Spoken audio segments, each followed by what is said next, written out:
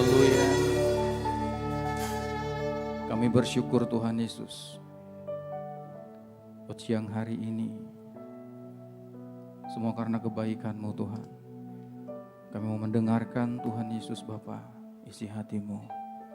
Berbicara bagi hamba-Mu yang tidak ada apa-apanya tanpa pengurapan-Mu Tuhan Yesus. Dan kami buka hati kami buka telinga rohani kami. Kami mau duduk diam Tuhan Yesus. Menikmati firman-Mu Tuhan. Terima kasih Tuhan Yesus, lawat tutup bungkus kami Tuhan Yesus. Dalam nama Tuhan Yesus Kristus kami bersyukur dan berdoa. Sama-sama katakan, amin. Shalom semuanya. Haleluya. Tuhan Yesus memberkati kita. Terima kasih terlebih dahulu buat Bapak Gembala yang memberikan kesempatan buat saya untuk sharing firman Tuhan di anak-anak muda. Terima kasih juga buat ketuanya, terima kasih buat Pastor Robert juga yang tidak hadir. Baik saudaraku yang dikasih Tuhan, teman-teman generasi muda, pada siang hari ini saya membawakan tema, tolong slide-nya. Ini tema kita, Allah mencari yang sudah lalu. Ya, ini tema kita pada siang hari ini. Teman-teman generasi muda yang hadir siang hari ini, saya berpikir hari-hari ini kita untuk mengenal atau mengerti, mencari firman Tuhan itu sangat gampang sekali melalui media sosial. Dan saya khawatir kita terlalu banyak mengerti firman Tuhan, tapi susah untuk melakukannya. Karena begitu gampang kita mendapatkan pengetahuan, pengertian tentang firman Tuhan. Tapi siang hari ini, teman-teman, kita mau belajar bersama-sama. Ya, tema kita pada siang hari ini adalah Allah mencari yang sudah lalu. Ya, next. Nah, kita akan baca, saudaraku, Mazmur 8 ayatnya yang ke-13. Mazmur 8 ayatnya yang ke-13 dikatakan seperti ini. Ya Tuhan, bukit batuku, kubu pertahananku dan penyelamatku. Allahku, gunung batuku, tempat aku berlindung. Perisaiku, tanduk keselamatanku, kota bentengku. Saudaraku yang dikasih Tuhan, Mazmur 8 ini, ayatnya yang ke-13 khususnya, ini adalah suara seruan doa Daud kepada Tuhan. Dan ini memiliki latar belakang. Ternyata saudaraku, ini adalah salah satu sifat dan karakter Allah. Amin. Ini salah satu sifat dan karakter Allah. Dan Daud menamakan itu salah satu nama Allah yang dijadikan Jehovah Syali. Saudaraku yang dikasih Tuhan. Jadi Jehovah Syali itu ternyata itu batu karang yang teguh. Itu kota benteng yang teguh bagi Daud, saudaraku yang dikasih Tuhan. Jadi latar belakangnya, saudaraku, pada saat Raja Daud itu memerintah. Kita tahu bahwa Raja Daud itu suka berperang. Banyak musuh.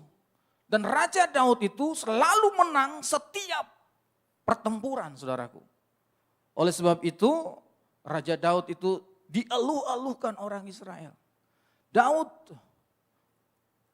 Saul mengalahkan beribu-ribu, tapi Daud berlaksa-laksa.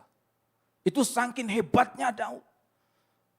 Tapi Daud, saudaraku yang dikasih Tuhan, merasakan bahwa pertolongan Tuhan itu, penyertaan Tuhan itu seperti bukit batu di dalam hidup Daud, saudaraku. Dan itu Daud menyatakan kepada umat Israel bahwa Allah itu, Allah Jehovah Syali bagi umat Israel. Itu awalnya, saudaraku, dikatakan Jehovah Syali dari Daud. Next. Sampai-sampai Daud itu, saudaraku, merasakan pernyataan Tuhan, penyertaan Tuhan itu seperti 5 simbol militer, saudaraku. Ya. Daud itu mengatakan bukit batu yang tidak dapat disingkirkan oleh siapapun. Itu Tuhan. Daud menganggap bahwa Tuhan itu adalah bukit batu yang tidak dapat disingkirkan. Yang kedua, bahwa Daud merasakan Allah itu, Tuhan itu adalah kubu pertahanan, tempat yang aman, di mana musuh tidak dapat mengikuti dan menyentuh Daud. Itu saking hebatnya Tuhan itu dalam kehidupan Daud. Itu saking terkagum-kagumnya Daud itu atas penyertaan dan pertolongan Tuhan dalam hidupnya. Dan yang ketiga, saudaraku, bahwa Allah itu adalah perisai yang berada di antara Daud dan setiap musuhnya, dan setiap mara bahaya, dan setiap persoalannya. Jadi Daud itu menggambarkan Tuhan itu adalah perisainya dia. Yang terakhir, saudaraku yang dikasih Tuhan, yang keempat, kuasa yang mampu menyelamatkan Daud. Allah itu sungguh berkuasa menyelamatkan Daud dan seluruh umat Israel. Dan itu sudah terbukti dan dirasakan oleh Daud. Yang kelima, tempat aman. Makanya setiap Mazmur Daud itu, Allah itu adalah tempat yang aman. Hanya dekat Tuhan, hanya dekat Allah saja, aku tenang, kata Daud. Itu saudaraku latar belakangnya di mana Daud itu mengatakan bahwa Allah itu bukit batu. Allah itu kubu pertahanan, Allah itu perisai bagi hidupnya, Allah itu tempat yang aman di dalam hidup Daud. Saudaraku, ini yang dirasakan Daud. Sifat-sifat Allah itu dirasakan oleh Daud. Saudaraku yang dikasih Tuhan. Next.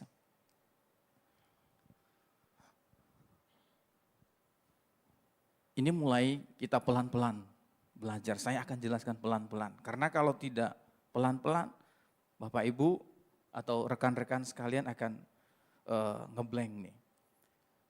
Awal penciptaan manusia, kita baca Kejadian 1, ayatnya yang kedua, 26 sampai 27. Dikatakan seperti ini. Berfirmanlah Allah, baiklah kita menjadikan manusia menurut gambar dan rupa kita, supaya mereka berkuasa atas ikan-ikan di laut, dan burung-burung di udara, dan atas ternak, dan atas seluruh bumi, dan atas segala binatang melata yang merayap di bumi. Maka Allah menciptakan manusia itu menurut gambarnya, menurut gambar Allah diciptakannya mereka, dia laki-laki dan perempuan diciptakannya mereka. Saudaraku yang dikasih Tuhan, saya akan bawa nih pelan-pelan. Di awal Tuhan menciptakan manusia, saudaraku. Dia menciptakan Adam dan Hawa. Manusia itu menghembuskan nafasnya kepada manusia. Oleh sebab itu, saudaraku yang dikasih Tuhan, semua pada saat Allah itu menghembuskan nafasnya, maka sifat dan karakter Allah itu masuk ke dalam manusia yang diciptakan pertama kali, yaitu Adam dan Hawa. Sifat dan karakter Allah itu ada di dalam setiap manusia, saudaraku yang dikasih Tuhan. Amin. Nah, next. Kita akan pelan-pelan nih. Next. Sebagai orang percaya, bukankah kita juga merasakan sifat dan karakter Allah itu seperti yang telah Daud rasakan? Kalau Tuhan menciptakan kita menghembuskan napasnya, saudaraku yang dikasih Tuhan, maka sifat dan karakter Allah itu ada di dalam setiap kita. Nah, berarti saudaraku yang dikasih Tuhan, apa yang dirasakan oleh Daud dengan Allah, kita merasakannya sebagai orang-orang percaya. Amin. Karena sifat dan karakter Allah itu ada di dalam kita. Amin ya. Amin. Next. Dikatakan seperti ini, saya mendapatkan seperti ini. Sadarkah kita bahwa sifat dan karakter Allah itu yang kita rasakan dan kita alami ada di dalam setiap hidup kita.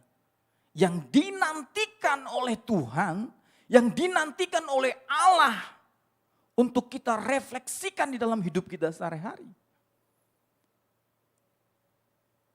Itu yang dinantikan Tuhan. Sifat dan karakter itu yang harus kita keluarkan nih, kita refleksikan. Bukankah kita sudah mengalami apa yang Daud alami di dalam hidup kita? Dan sifat karakter Tuhan itu sudah ada di dalam kita. Saudaraku yang dikasih Tuhan. Dan itulah yang Tuhan pengen kita semua generasi muda merefleksikan dalam hidup kita. Kita lihat ayatnya. Ini ayat dari tema kita pada siang hari ini. Next. Nah, Pengkhotbah 3 ayatnya yang ke-15. Dikatakan Tuhan seperti ini. Yang sekarang ada, dulu sudah ada. Dan yang akan ada, sudah lama ada. Dan Allah mencari yang sudah lalu. Perhatikan generasi muda, anak-anak muda.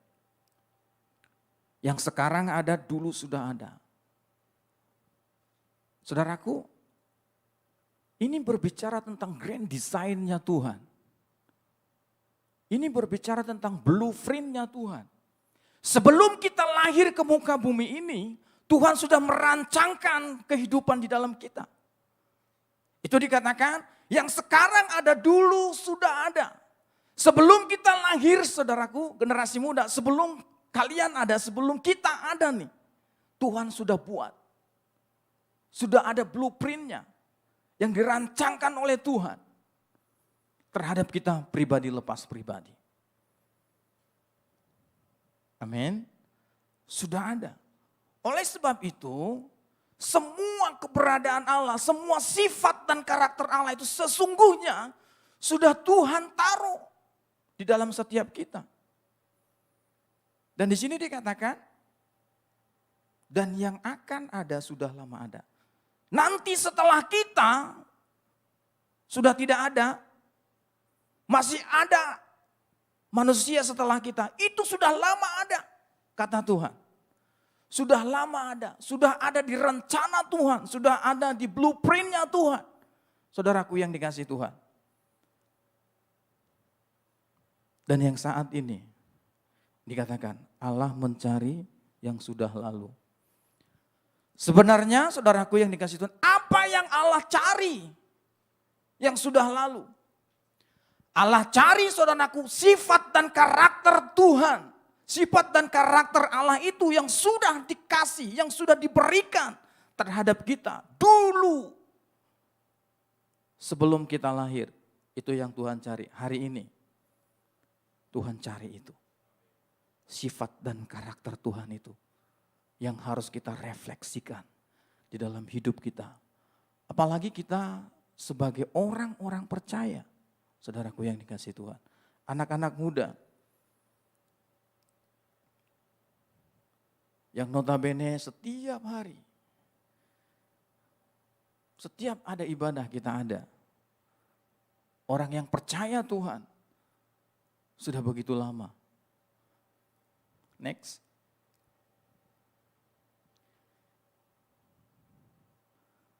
Saudaraku,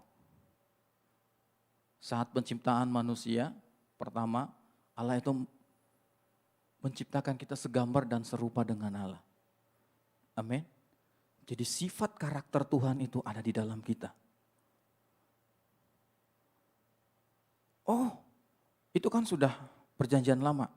Saudaraku, saat manusia pertama itu jatuh dalam dosa, kehilangan kemuliaan Allah. Maka sifat dan karakter Allah itu tetap ada, tapi tidak aktif di dalam hidup manusia.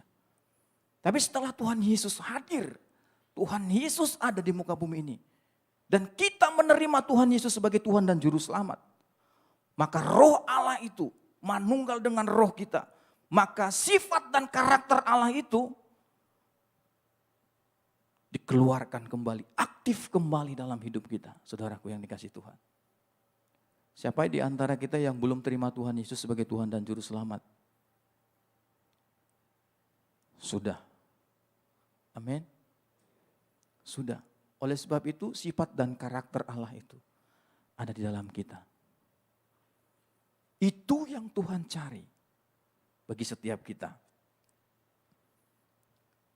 Yang berikutnya hidup baru. Saudaraku, yang lama sudah berlalu, sesungguhnya yang baru sudah datang. Itu artinya bahwa hidup kita bukan kita lagi. Tapi Kristus yang ada di dalam kita. Sifat dan karakter Kristus itu yang kita harus keluarkan, yang kita harus aplikasikan dalam hidup kita. Next.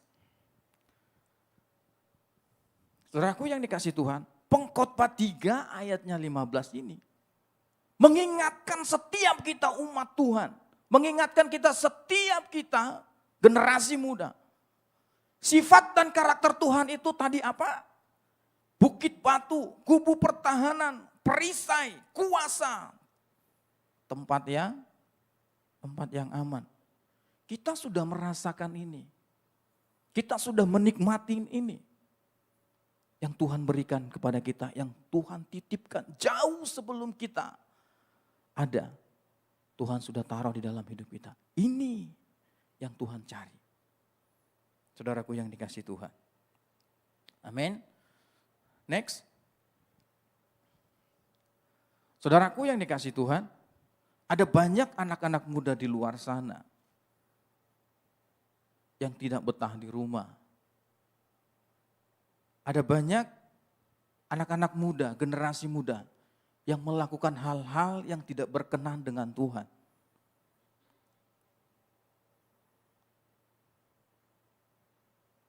Saudaraku yang dikasih Tuhan, anak-anak muda. Ada salah satu keluarga yang dulu masih muda. Setelah saya kenal, setelah dia menikah, saudaraku, dia punya anak 3. Cowok, cewek, cowok. Saudaraku, 3 anaknya. Dan setelah berhasil saudaraku orang tuanya, ketiga anak ini berhasil punya usaha yang luar biasa. Saudaraku, dia main-main api saudaraku. Dan dia terpincut saudaraku dengan wanita lain. Dan akhirnya mereka bercerai. Tahu nggak korban dari perceraian itu? Adalah anak-anak itu sendiri.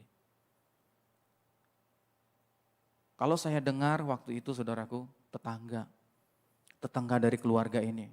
Dia katakan, ini anak pertamanya laki-laki. Dan dia dari kecilnya itu bisa ngomong saudaraku. Lancar ngomongnya.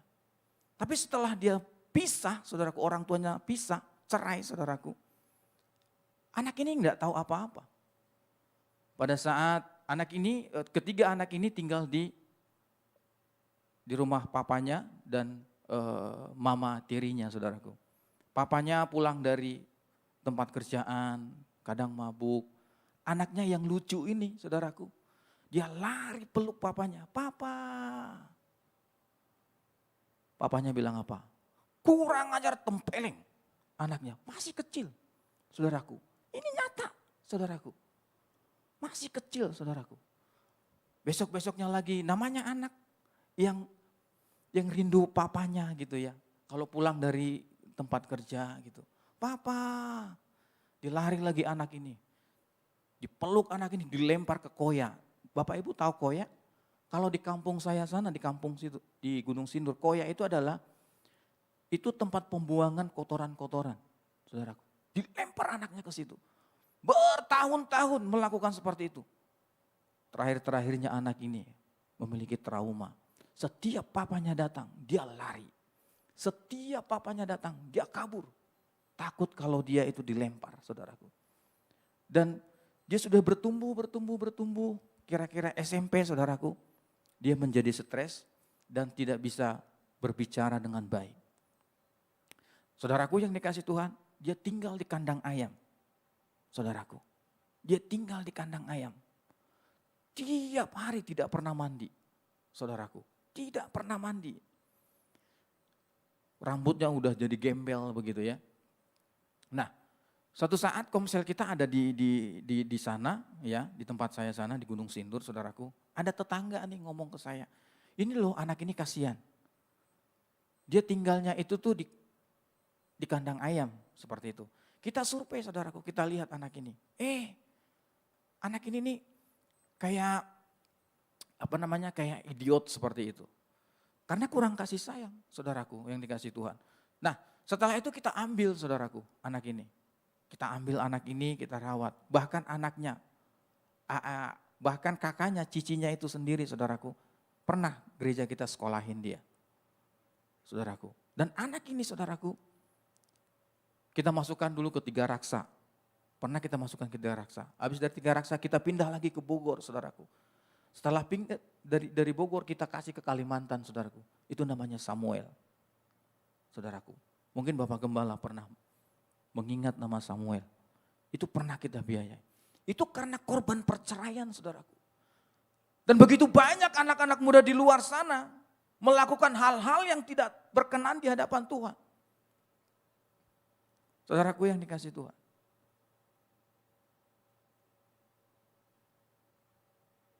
Ada banyak rumah tangga yang bercerai. Sebenarnya apa yang mereka cari saudaraku di luar sana? Kenapa mereka lebih nyaman di luar daripada di gereja? Yang menjadi pertanyaannya, di mana saudara dengan saya? Oh, saudaraku, ini yang Tuhan cari. Seharusnya solusi buat mereka itu ada di dalam saudara dan saya. Ada di gereja ini. Pada saat saudara mengerti atau mendengar ada anak-anak muda seperti itu. Bagaimana hati saudara? Bagaimana perasaan saudara? Adakah kasih itu dalam setiap anak-anak muda? Saudaraku yang dikasih, apa yang mereka cari? Yang mereka cari adalah, next PowerPoint-nya. Anak-anak muda di luar sana mereka cari ini. Sifat dan karakter Tuhan itu. Sifat dan karakter Allah itu yang ada di dalam saudara dan saya. Ini mereka cari di luar sana.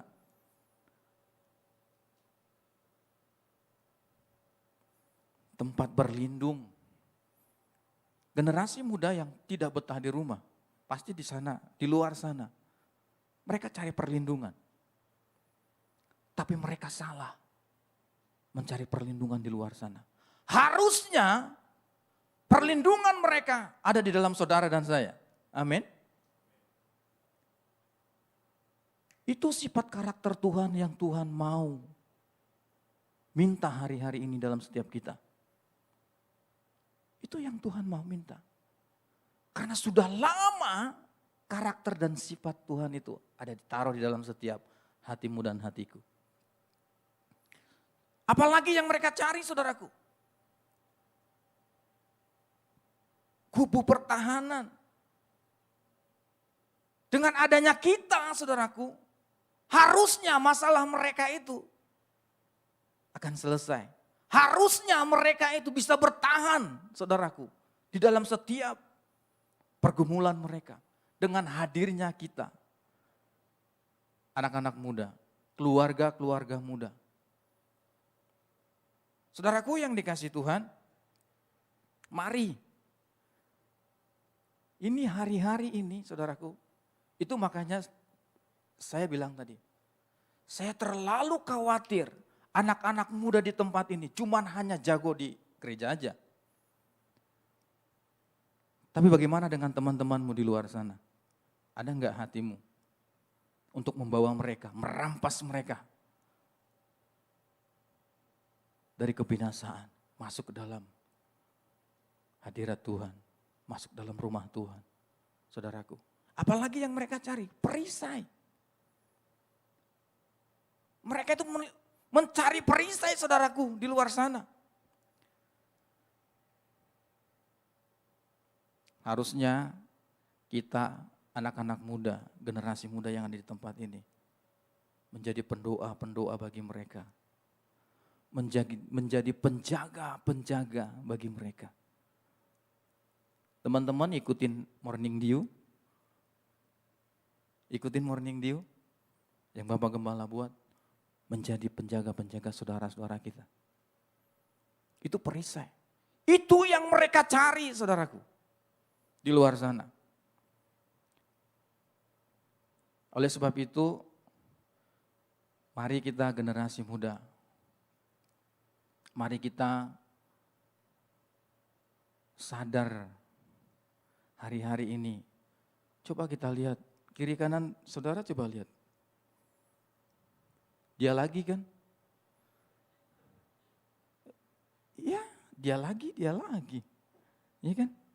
Padahal banyak anak-anak muda di luar sana. Harusnya solusi mereka ada di saudara dan saya di tempat ini. Apa yang mereka cari di luar sana? Kuasa yang mampu menyelamatkan. Apa itu kuasa yang mampu menyelamatkan? Saudaraku, mereka mau, saudaraku, anak-anak muda di luar sana, mau saudaraku melihat perkataan kita sesuai dengan tindakan kita. Kenapa mereka tidak mau, saudaraku, kita ajak? Karena perkataan kita tidak sesuai dengan apa yang kita lakukan. Anak-anak bilang, bullshit lah. Lu mau cuma ngomong doang.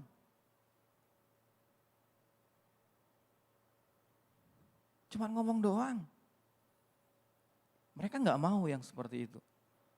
Ada satu tiktokers ya, saudaraku yang dikasih Tuhan. Dia sampai bilang nih, baru-baru ini itu sangat viral, dia masuk penjara.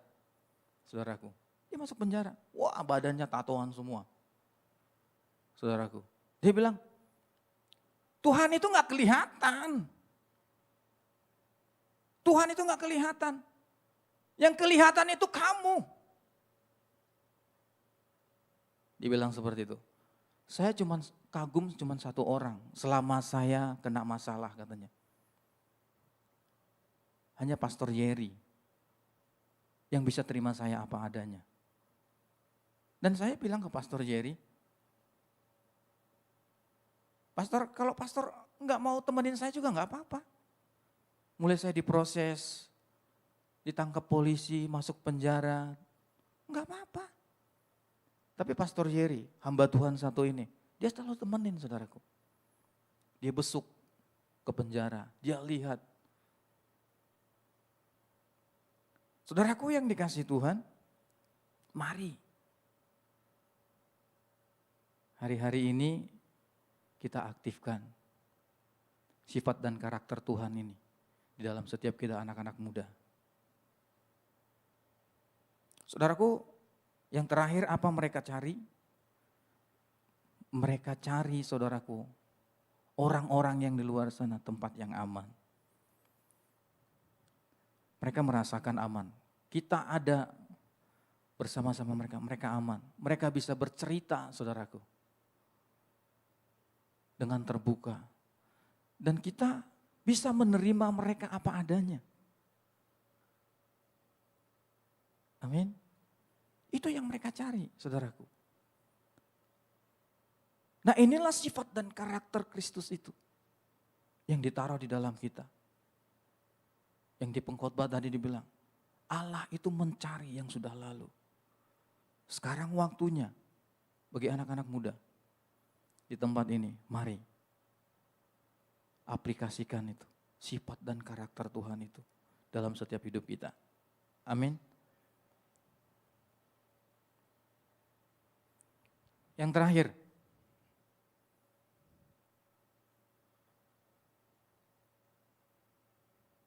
next. Ini yang terakhir, saudaraku yang dikasih Tuhan. Ini moto dari gereja kita. Gembala kita tidak main-main dengan moto ini. Growing in love, impacting life. Bertumbuh di dalam kasih, berdampak dalam kehidupan kita. Sesungguhnya warna dari gereja kita itu ini. Growing in love, impacting life. Itu yang dikerjakan oleh gembala kita, saudaraku yang dikasihi Tuhan. Ini yang dikerjakan oleh gembala kita.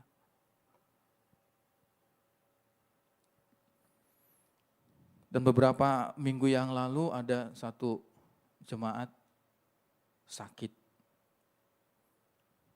Pak Gembala bilang, Frank, itu udah diurusin belum? Sudah Pak, dari gereja udah kasih. Terus dari PW juga udah mau kasih. Tapi Bapak Gembala bilang, Frank, kamu tambahin. Itu enggak cukup. Saudaraku yang dikasihi Tuhan. Ini teladan yang diberikan oleh Bapak Gembala kita. Selama saya ngikut saudaraku dengan Bapak Gembala, saya banyak sekali belajar, banyak berubah saudaraku. Tentang hal-hal yang kecil dari orang lain. Perhatian buat orang lain saudaraku yang dikasihi Tuhan. Saudaraku, Bapak Gembala kita lewat gereja kita membangun saudaraku kemah Bet Shalom untuk opa-oma. Buat anak-anak. Ini warna dari gereja kita. Saya mengajak anak-anak muda di tempat ini. Supaya kita itu mesti harus satu warna.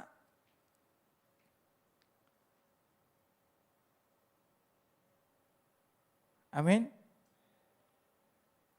Bapak Gembala kita cuma membangun buat Bet Rehobot saudaraku. Buat siapa?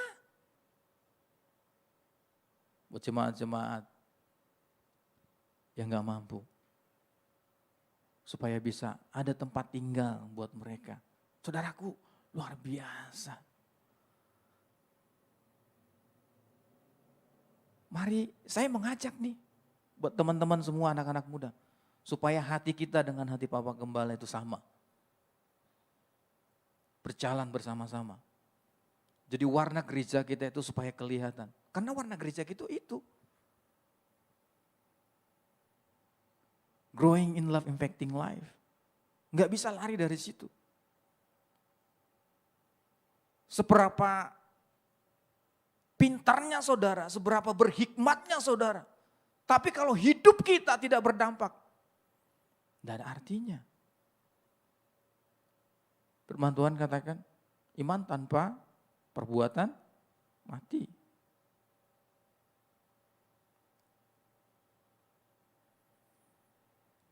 Saudaraku, saya kesaksian. Mungkin sudah ada 1 tahun yang lalu. Saya mengangkat anak. Ya memang anak keluarga saudaraku. Saya membawa anak ini tinggal bersama-sama dengan kami. Satu pergumulan buat saya, saudaraku yang dikasihi Tuhan. Buat anak ini. Bisa enggak saya, kasih saya itu bisa enggak sama seperti anak-anak saya yang lain, yang 2 ini. Bisa enggak saya memberikan pengertian kepada anak saya ini? Supaya dia bisa menerima. Awalnya saudaraku nggak bisa terima. Itu kenapa ikut kita? Loh, kenapa dia manggil papa? Saudaraku yang dikasihi Tuhan. Saya berjuang. Dan anak ini juga waktu sebelum di tempat kita, dia kadang-kadang mencelok di kontrakan mana, dijemput sama siapa, nanti sekolah, suka gak sekolah, saudaraku yang dikasihi Tuhan. Itu yang membuat saya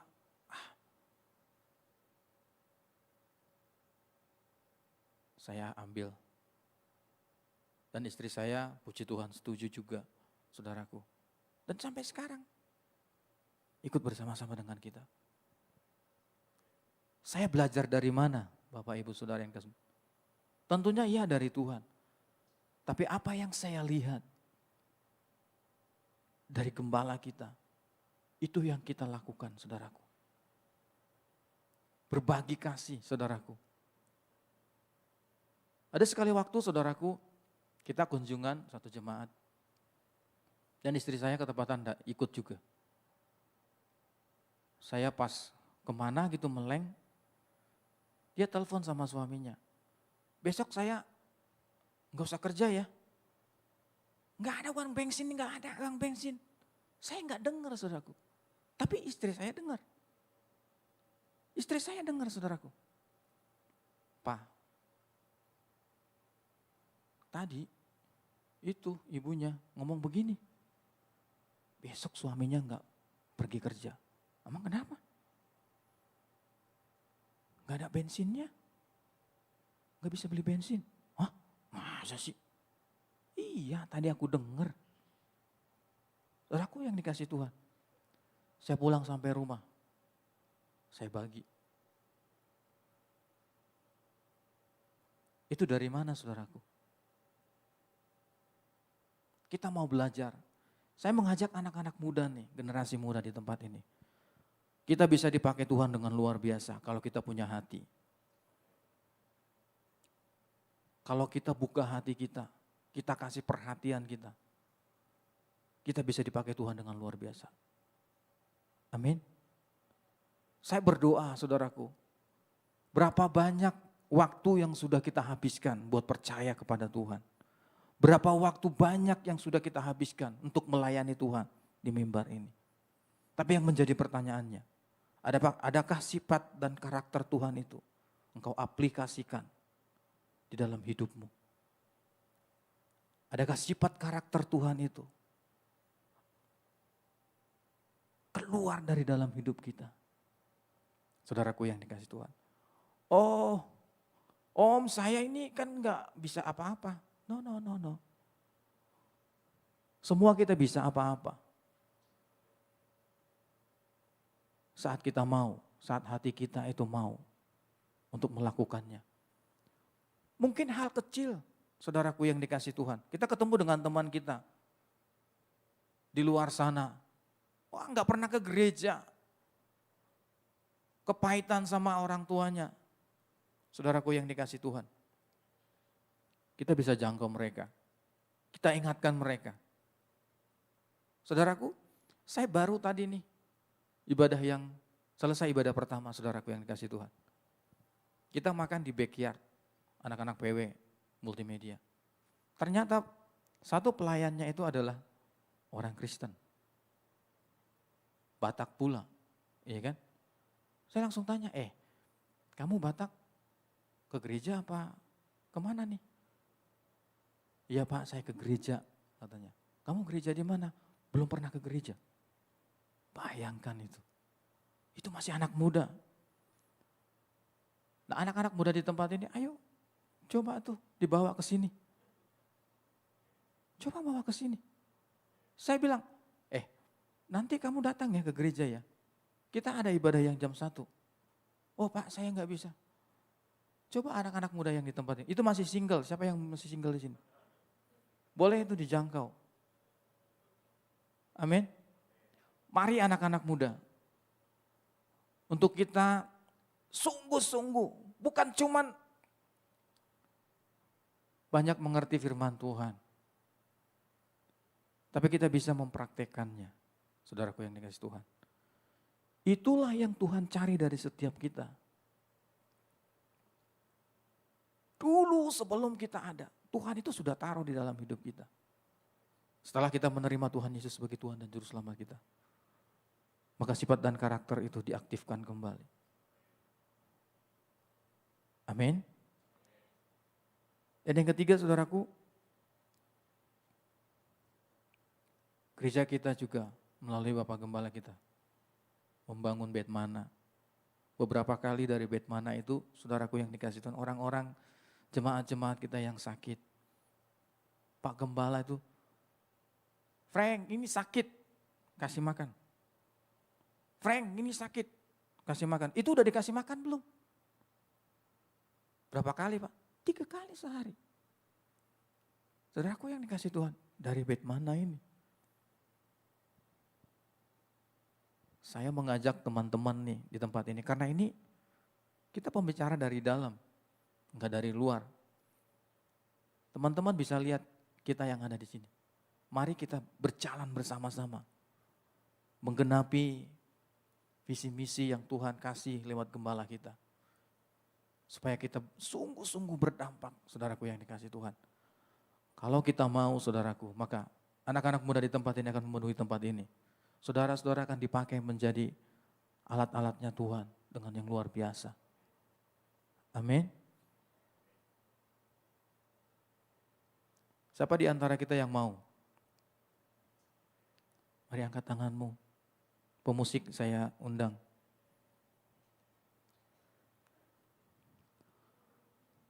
Bagi teman-teman yang mau, Tuhan aku pakai aku, Tuhan Yesus. Mari sungguh-sungguh berdoa.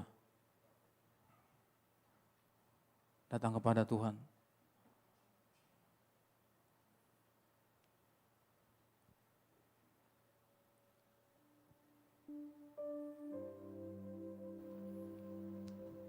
Yesus.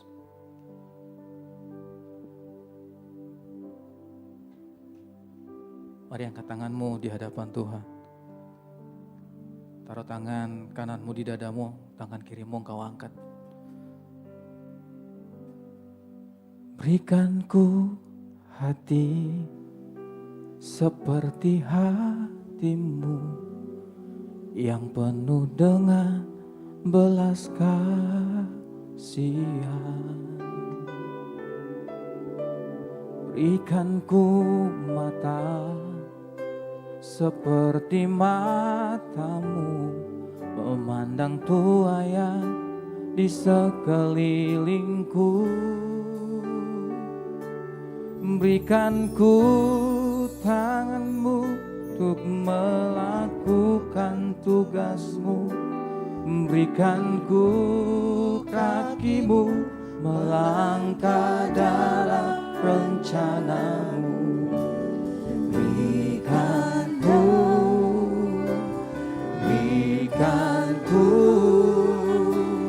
Berikan ku hatimu. Mari anak-anak muda, saya ajak untuk bangkit berdiri sama-sama. Nyanyikan lagu ini. Berikan ku hati seperti hatimu, penuh dengan belas kasihan. Amin. Berikan ku mata seperti matamu memandang tuayan di sekelilingku. Berikan ku tanganmu untuk melakukan tugasmu. Berikan ku kakimu melangkah dalam rencanamu.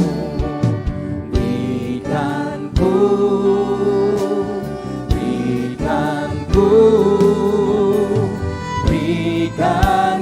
hati, berikan ku tanganmu untuk melakukan tugasmu. Amin. Berikan ku melangkah dalam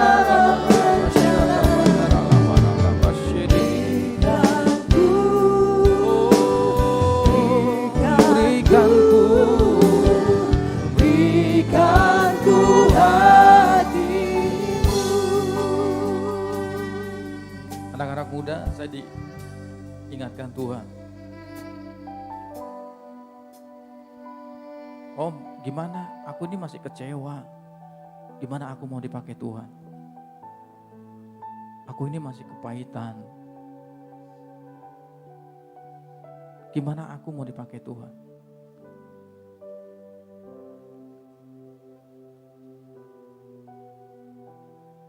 Sekarang bagi setiap anak-anak yang masih kecewa, tidak usah malu-malu. Semua kita tutup mata.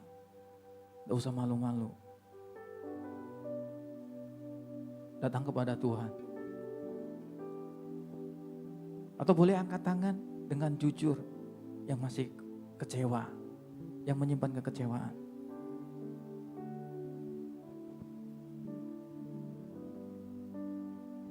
Ini hadirat Tuhan. Jangan simpan kekecewaan. Ampuni siapapun itu. Baik yang paling dekat denganmu.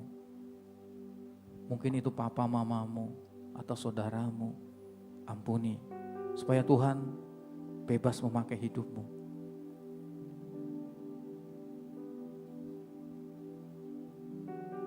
Mari angkat tanganmu di hadapan Tuhan. Angkat tanganmu. Berikan ku tanganmu untuk melakukan tugasmu. Berikan ku kakimu melangkah dalam rencanamu. Berikan ku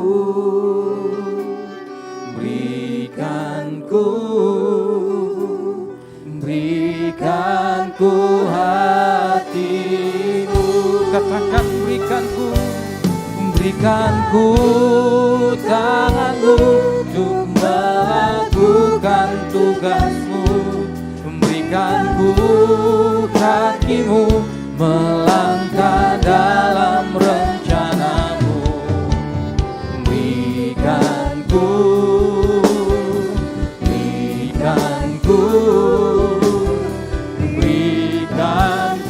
hatimu. Bapa, kami telah selesai Tuhan mendengarkan firman-Mu. Ajar kami Tuhan Yesus, anak-anak-Mu, anak-anak muda-Mu, generasi-Mu Tuhan. Bukan sekedar mendengar, tapi kami dapat melakukannya dalam kehidupan kami, pribadi lepas pribadi. Hamba-Mu berhenti, dan Roh-Mu Tuhan Yesus Bapa yang berbicara mulai dari sore hari ini. Bagi setiap generasi muda-Mu, Kau pakai mereka, urapi mereka. Tuhan, mereka yang bekerja, Engkau Tuhan memberkati pekerjaan mereka. Mereka Tuhan Yesus Bapa yang kuliah, Engkau berkati kuliah mereka. Semua Tuhan kebutuhan, keperluan mereka Engkau cukupkan, bahkan lebih dari apa yang mereka pikirkan. Engkau memberkati orang tua mereka Tuhan Yesus. Tuhan, bagi anak-anak muda-Mu Tuhan Yesus yang belum sempat hadir Tuhan Yesus, hari ini Engkau memberkati mereka juga. Mereka yang sakit Engkau sembuhkan dalam nama Yesus. Kami mengucap syukur Tuhan Yesus, hanya di dalam nama Tuhan Yesus Kristus. Semua anak-anak muda sama-sama katakan amin.